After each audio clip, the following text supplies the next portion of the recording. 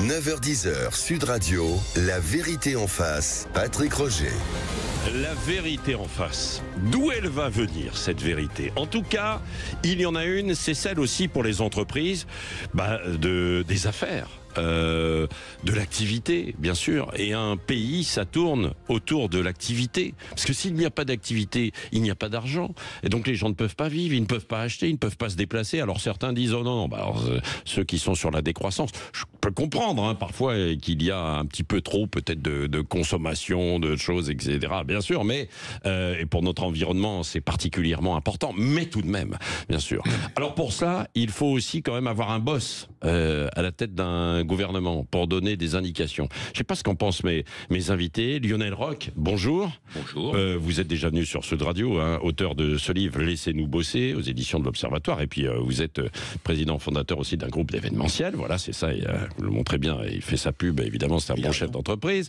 Au passage, Eric Haddad, qu'on connaît bien aussi sur Sud Radio, chef d'entreprise dans plusieurs secteurs d'activité. Approchez-vous bien du micro, ou approchez le micro près de vous. Et puis Michel Picon, bonjour. Bonjour. Vous êtes président de l'UDP. Ce sont l'Union des entreprises de proximité. Absolument. Qui regroupe combien d'entreprises? Qui regroupe, le secteur, c'est un peu plus de 3 300 000 entreprises, de l'artisanat. Ouais. Artisanat du bâtiment, artisanat des commerces de bouche, des commerces de proximité, les professions libérales, et puis les services qui couvrent les taxis, les coiffeurs, les esthéticiennes, c'est tout ce qui fait l'économie, le poumon économique des territoires. Oui, absolument, des territoires. Donc, je le disais, pour ceux qui se réveillent encore un petit peu tardivement, François Bayrou est à l'Élysée. Il avait rendez-vous à 8h30 ce matin. Je ne sais pas si Emmanuel Macron l'a fait patienter un petit peu longuement ou pas. On annonce la nomination du Premier ministre. Est-ce que ce sera François Bayrou? Probablement, mais bon, sait-on jamais. Tout à l'heure, en tout cas, François Bayrou, ce week-end, sur un marché de Pau, là, on a entendu Linda, il disait qu'il était prêt, lui. Tiens, écoutez. On ne peut pas continuer comme ça. Et si je peux aider à ce qu'on sorte de tout ça, je le ferai. C'est une situation que pas un citoyen français ne peut accepter de voir perdurer ou s'aggraver ou se complexifier. On a besoin de sortir de tout ça. Bon, on a besoin de sortir de tout ça. Vous, qu'est-ce que vous attendez en tant que chef d'entreprise? Lionel Roch. Pas forcément de François Bayrou, mais d'une façon générale quand même. Alors, ce qu'on attend, d'abord c'est fascinant parce que tout le monde est là à attendre le prochain Premier ministre qui va nous faire une déclaration, qui après va faire un gouvernement, qui après va aller faire peut-être un budget qui va peut-être tomber. Pendant ce temps-là, il faut être conscient que l'économie est à l'arrêt complet. Oui. Et je pense que mais il faut en être conscient à un point inimaginable. C'est à l'arrêt depuis 6 mois. L'économie est à l'arrêt depuis 6 mois et on sent que les politiques, la seule chose qui les intéresse, c'est de savoir s'ils vont censurer, pas censurer. Je crois que tous les entrepreneurs un peu sérieux soutenaient un budget de Michel Barnier qui pourtant était un très mauvais budget. Mais on aimait mieux encore un très mauvais budget que pas de budget du tout, parce que ça aurait permis d'essayer de retravailler. Donc que les politiques... et d'ailleurs, ça pose le fin fond du problème. Il n'y a pas un seul politique qui a déjà mis les pieds dans une entreprise. Donc il y en a quelques-uns. Et donc ils ne se rendent absolument pas compte de ce qu'est la situation. Or, il se trouve que c'est le secteur privé qui crée la richesse. Et que le secteur privé, c'est quand même 20 millions de salariés. Et nous créons la richesse, nous créons l'énergie, et la seule chose qui en fait intéressait les politiques juste avant de savoir s'ils avaient voté la censure ou pas, c'était de savoir si les fonctionnaires allaient être payés ou pas. Évidemment qu'il faut que les fonctionnaires soient payés, mais il faut aussi peut-être se soucier un tout petit peu du privé. Mais vous dites, vous exagérez un peu, Lionel Roch, je vous connais, tout est à l'arrêt. Michel Picon, il y a quand même des boîtes qui tournent, heureusement. Oui, il y a un ralentissement préoccupant, fort, avec, beaucoup de secteurs qui s'interrogent. Alors, évidemment, la construction, le logement, quand on dit, quand le bâtiment va, tout va. Donc là, bon. Et puis, ensuite, on voit bien cette situation un peu pathétique de la classe politique aujourd'hui, moi franchement, quel que soit le Premier ministre, je lui souhaite de réussir. On a besoin qu'il réussisse à constituer un gouvernement, à mettre en œuvre un budget, parce qu'on attend ça. On attend un budget parce que des tas de professions ont besoin que des sujets qui étaient en cours soient traités. Je pense à une loi, par exemple, sur laquelle nous avons beaucoup travaillé, qui est celle sur la simplification. Et je sais que mes deux amis sont là. Bon, c'était pas le grand soir, mais elle a apporté un certain nombre de simplifications. On s'est attaqué au CERFA, il y en a des milliers, en faire péter, on en a des supprimé. Des exemplaires qu'il faut remplir en permanence. Des trucs en 3 exemplaires, à 3 administrations différentes. Enfin, c'est le sujet de dites-le nous une fois. Enfin, tout ça, bon, c'est des politiques de petits pas, c'est pas le grand soir. On n'a pas tout révolutionné. Mais cette loi, elle est au Sénat, elle sort plus, c'est bloqué. Ma prime rénov', avec toutes les dispositions pour le bâtiment, sur la prime automobile, sur des tas de dispositions sectorielles qui sont en cours, tout est à l'arrêt. Alors oui, il y a un ralentissement économique, alors arrêt total de l'économie. Non, quand même pas. Peut-être non, pas. Quand je dis... quand je dis arrêt total, juste, les politiques ont du mal à imaginer que quand on fait moins 20% de chiffre d'affaires, ça a quelques conséquences. Pour eux, bon, c'est moins 20%. À moins 20%, c'est ce que j'appelle un arrêt complet. C'est l'économie. C'est énorme. On va dans le mur. Eric Haddad, oui, c'est intéressant parce que justement vous êtes dans plusieurs secteurs d'activité, l'intérim, la sécurité, l'immobilier notamment, etc. Et dans tous ces secteurs, tout est au rouge ou il y a quand même des secteurs où ça marche un peu mieux? Tout est au rouge. Alors je peux vous dire qu'en fait moi j'ai une vision très large, effectivement, parce que comme vous le savez, donc je suis un serial entrepreneur, je suis PDG du groupe Connect Travail Temporaire. Le métier du recrutement, c'est notre métier, on le connaît. Le baromètre de l'emploi, c'est l'intérim aujourd'hui. Mais moi je vais vous dire en fait aujourd'hui le vrai problème en fait, c'est que la France va droit vers un chaos. Et je pense que, en fait, on n'a pas pris conscience, en réalité, de la problématique que nous sommes en train de vivre. Les politiciens, aujourd'hui, je vais vous dire, et c'est ça qui est dramatique, en fait, c'est que le niveau de la politique, je ne sais pas si vous le voyez aujourd'hui, mais on est arrivé à un niveau politique très très bas. Quand vous reprenez les politiciens d'il y a 15 ans, 20 ans, 30 ans, j'ai eu l'occasion d'aller manger et déjeuner à l'Assemblée nationale il y a une vingtaine d'années. C'était un édifice magnifique. Il y avait un minimum de tenue, un minimum de décence. Aujourd'hui, c'est catastrophique. Et en fait, aujourd'hui, la politique, c'est une politique d'intérêt personnel. On a oublié l'intérêt général et l'intérêt national de notre pays. Et aujourd'hui, donc, il faut arrêter. Ouvrons les yeux, parce que les entreprises souffrent. Toutes les entreprises souffrent et tous les secteurs d'activité souffrent. Et comme vous le disiez tout à l'heure, quand le bâtiment va, tout va. Quand Michel le disait, quand le bâtiment va, tout va. Mais le bâtiment ne va pas. Je peux vous dire que le nombre... Mais ça va encore pire, parce que vous savez qu'on a quand même arrêté une loi de défiscalisation qui s'appelle la loi Pinel. On avait stoppé le prêt à taux zéro et on a plombé complètement l'immobilier. Encore une... Je ne sais pas comment fonctionne nos politiciens, mais en tout cas, ça, ce qui est certain, c'est qu'ils n'ont pas la notion de gestion des chefs d'entreprise que nous avons. Parce qu'après, on pourra peut-être parler aujourd'hui des budgets et des dépenses colossales qu'aujourd'hui nous sommes en train de vivre. Et qui paye tout ça? Qui paye? C'est toujours les mêmes. Vous savez, quand vous êtes très très riche, vous payez un petit peu. Bon, vous avez payé, mais vous êtes tellement riche que vous le sentez pas. C'est nous, les chefs d'entreprise, aujourd'hui, on croit qu'on est le patron du CAC 40. Mais nous encore, on se lève le matin, on bosse de 6h du matin jusqu'à 9h du soir, on met tout sur la table en restant poli. On prend des engagements vis-à-vis de nos partenaires financiers parce qu'ils nous demandent toujours des cautions pour continuer à avoir des facilités de caisse, des découverts, etc. Mais on en a marre. Allez, la vérité en face, on va continuer dans un instant. Il se dit des choses très intéressantes sur ce plateau parce que ce sont des cris d'alarme que vous lancez. J'aimerais bien évidemment que ce soit relayé et que les politiques les entendent. Alors certains le savent, mais bon, ils n'en prennent pas suffisamment conscience pour passer en fait aux actes. Et puis surtout, il faudrait arrêter. Vous avez raison, Eric Haddad. Ce n'est plus une Assemblée nationale, c'est une cour d'école. C'est une cour d'école. Si vous voulez réagir, 0826 300 300, ils vont vous répondre. Vous pouvez dialoguer en fait avec eux, la vérité en face, jusqu'à 10h sur Sud Radio. 9h-10h, Sud Radio, la vérité en face, Patrick Roger. La vérité en face, dans l'attente d'un Premier ministre, je ne sais pas si ça changera grand-chose. En tout cas, quand même, sur le plan économique, les entreprises attendent pour que l'activité redémarre. Ce qu'on disait avec vous, tous les 3 chefs d'entreprise, Lionel Roch, Eric Haddad et Michel Picon. Michel Picon, vous êtes président de l'Union des entreprises de proximité. Comme c'est au ralenti, voire à l'arrêt, comme le disait Lionel Roch, qui pousse toujours un petit peu, évidemment. Qui les choses. Oui, non, mais vous dites les choses, parlons vrai. C'est vrai que pendant ce laps de temps, alors on parle des grands plans sociaux, hein, la CGT se mobilise toujours là-dessus, mais beaucoup moins des petites entreprises qui sont en difficulté, qui suppriment ici et là 1 ou 2 postes, et ça se voit moins. Bien sûr. Oui, tout à fait. Les petites entreprises, il y a un nombre d'entreprises défaillantes dans le secteur des petites entreprises de moins de 11 salariés.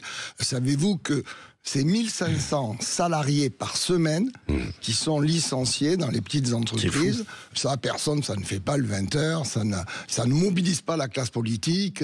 C'est des plans sociaux, malheureusement, à bas bruit, sur lesquels, et ça témoigne, ce sont des chiffres que je ne sors pas comme ça, ce sont des chiffres très précis qui viennent de l'Association de garantie des salaires, l'AGS, que nous administrons avec le MEDEF et la CPME, et ces chiffres sont édifiants.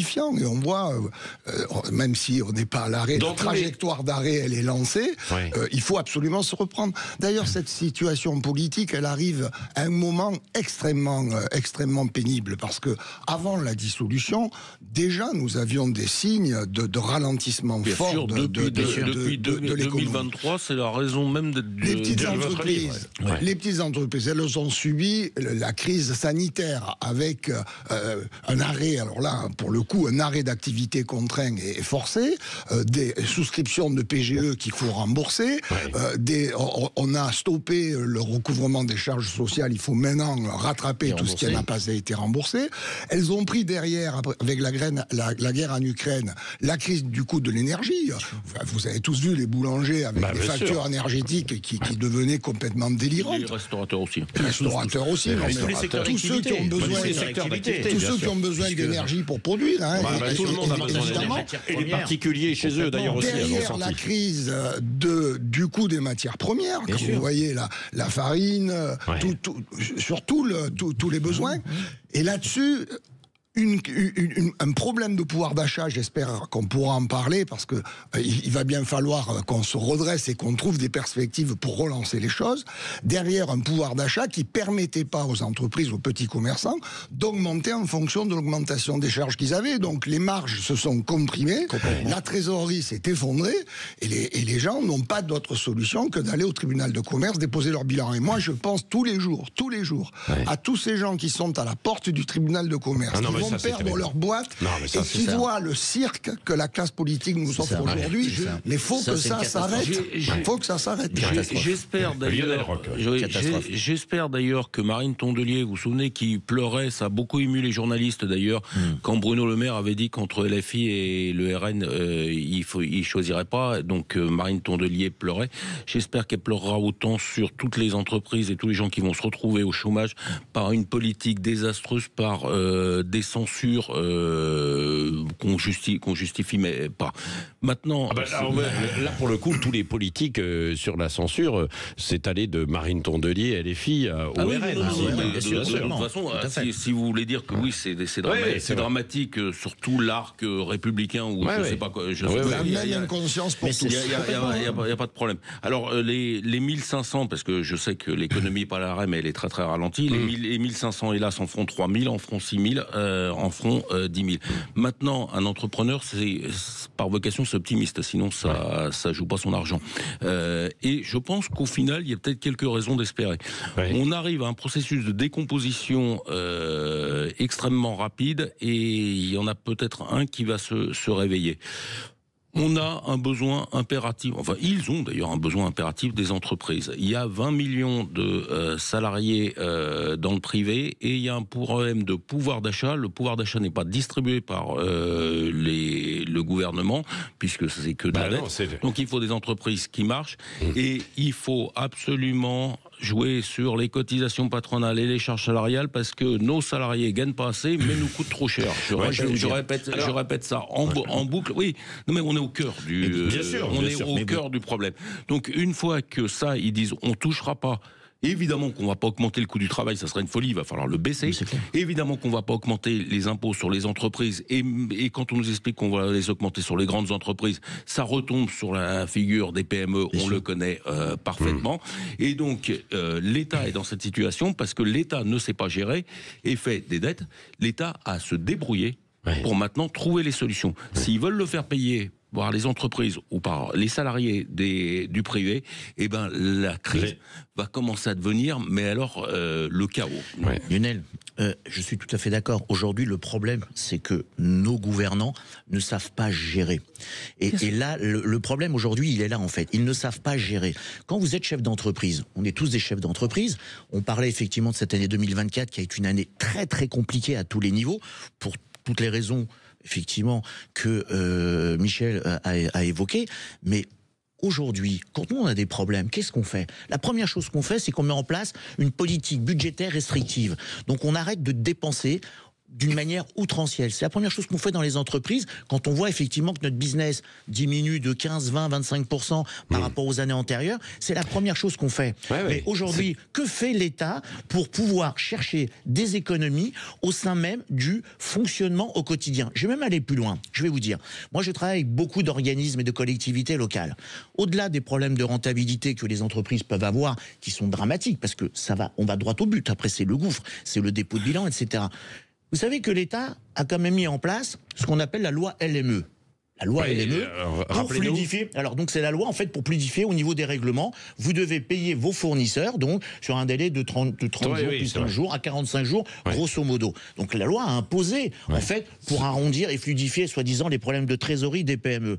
C'est la plus grosse arnaque qui peut exister. Je vais vous dire pourquoi. Oui, monsieur. Je vais vous dire pourquoi, Patrick. Parce qu'aujourd'hui, nous, PME, en fait, on est entre l'enclume et le marteau. Quand on travaille avec des collectivités locales, moi je travaille avec des hôpitaux, vous savez à combien de temps ils nous payent? 6 mois, 5 mois, 8 mois, 9 mois. Comment on fait? On a payé nos salariés, on a payé nos charges sociales, on a payé notre TVA, on a payé les caisses de retraite, on a payé nos impôts. On fait comment? Donc si aujourd'hui on n'a pas la chance d'avoir des partenaires financiers qui vous soutiennent parce que vous représentez quelque chose, eh ben vous tombez. Et vous pouvez même vous faire vous mettez la clé sous la porte parce que vous n'avez pas payé les impôts. Et vous pouvez fiscalement vous faire redresser parce que vous n'avez pas mis les pénalités de retard aux hôpitaux. Mais on est d'accord. Pénalité, évidemment, ils ne vous paieront jamais. Ils nous paieront jamais. Et puis, je vais vous dire, vous savez, quand vous demandez, à un moment donné, à une collectivité locale de demander des pénalités, vous êtes blacklisté. Vous êtes blacklisté. Allez, on va poursuivre dans un instant. Et j'aimerais, venant de vous trois, et peut-être aussi des auditeurs ou des auditrices, au 0826 300 300, une idée. Si vous attendiez, avec un nouveau gouvernement, une idée, une solution pour pouvoir avancer. Chacun. On va voir ça. Et puis, on proposera ça, justement, au futur ministre, au futur gouvernement. 9h43, La Vérité en face sur Sud Radio. 9h10, Sud Radio, La Vérité en face, Patrick Roger. La Vérité en face. Alors, on attend toujours quelqu'un à la tête du gouvernement. Ça pourrait être François Bayrou, reçu donc ce matin par Emmanuel Macron. Il pourrait y avoir un communiqué là tout à l'heure. Mais on dit François Bayrou, attendez, ce n'est pas encore en fait officiel, même si on a fait réagir. Alors qu'attendent les chefs d'entreprise? Et puis par là même, tout le monde, parce qu'évidemment on travaille dans des entreprises, quoi. On est auto-entrepreneur, c'est possible. Alors on est fonctionnaire, c'est autre chose aussi, bien sûr. Mais on a aussi, quoi qu'il en soit, des attentes. Donc avec nous ce matin, Lionel Roch, qui a écrit un très bon livre, je vous le conseille, Laissez-nous bosser. Éric Haddad aussi, chef d'entreprise dans plusieurs activités, et Michel Picon, qui est président de l'Union des entreprises de proximité, 3,5 millions de salariés. Et Sofiane, qui est au 0826 300 300, pour savoir aussi ce que l'on attend. Bonjour Sofiane. Oui, bonjour messieurs. De Lyon, c'est ça. Oui, de Lyon. Je suis comme monsieur Haddad, en fait, j'ai plusieurs entreprises, j'ai plusieurs métiers, dans le bâtiment notamment, dans l'immobilier, et je viens il y a quelque peu une entreprise de vente de moteurs. Donc, effectivement, je suis totalement d'accord avec vos interlocuteurs. En fait, effectivement, le gouvernement est totalement à la ramasse. En fait, ils ne comprennent pas du tout ce qu'on attend en tant qu'entrepreneur. Donc, on est là à mouiller le maillot tous les jours pour nous et pour la France, d'ailleurs, et pour eux-mêmes. Et en fait, on n'a aucun remerciement de leur côté. Donc nous, aujourd'hui, effectivement, on n'attend rien, en fait. On n'attend même pas un Premier ministre, on s'en fiche. Parce qu'on sait qu'il est plus naze que les autres. Voilà. Ce que vous attendez, c'est qu'on vous laisse bosser, en quelque sorte. On nous laisse bosser. Là, j'ai un petit exemple. Oui. Monsieur l'ancien Premier ministre, là, Monsieur Parly, qui savait qui allait partir, Oui. comme vous l'avez dit, c'est un secteur d'activité qui est dans le cyclomoteur. Avant de partir, monsieur a décidé, voilà, personne n'était au courant, de signer un décret, voilà, tout seul, avec ces chers ministres qui n'ont jamais travaillé de leur vie, de signer un décret qui, en fait, annulait totalement le bonus écologique sur les cyclomoteurs. Voilà. Ah oui, sur les C'est à effet immédiat. Voilà. Donc, des entreprises qui ont des cinquantaines de salariés et voilà, aucune visibilité. Donc, du jour au lendemain, c'est la première fois que ça arrive. On savait qu'il partait le lundi, mais le samedi, il a signé quand même. C'est toute la difficulté parce que derrière, c'est vous qui ramassez, entre guillemets. Hein, c'est ça. Merci Sofiane de nous avoir ramassé, de nous avoir rappelé au 0826 300. Alors, donc, une idée chacun. Dans ce que vous attendez. Avant de donner une idée, je voudrais rebondir sur ce que vient de dire Sofiane. Effectivement,